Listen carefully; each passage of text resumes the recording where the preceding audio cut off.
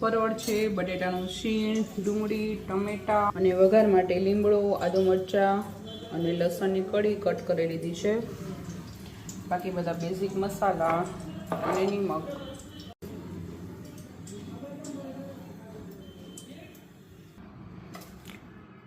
લીમડો, લસણ, જીરું, ઘી, હળદર, મરચાંની પેસ્ટ,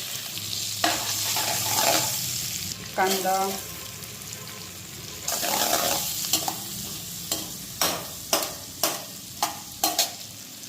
ઓનિયન સેલો ફ્રાય થઈ ગઈ છે. હવે એમાં ટમાટર એડ કરવાના છે, નમક એડ કરવાનું, પરવળ અને બટેટાનું છીણ એડ કરવાનું છે. મીડિયમ ફ્લેમ પર આને કૂક થવા દેવાનું છે. પાણી નથી નાખવાનું, ઓઇલમાં જ કૂક થવા દેવાનું છે.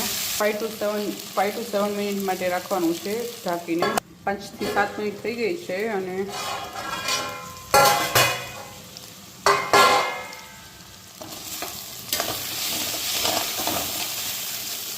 શાક એકદમ કૂક થઈ ગયું છે. તો હવે આમાં આપણે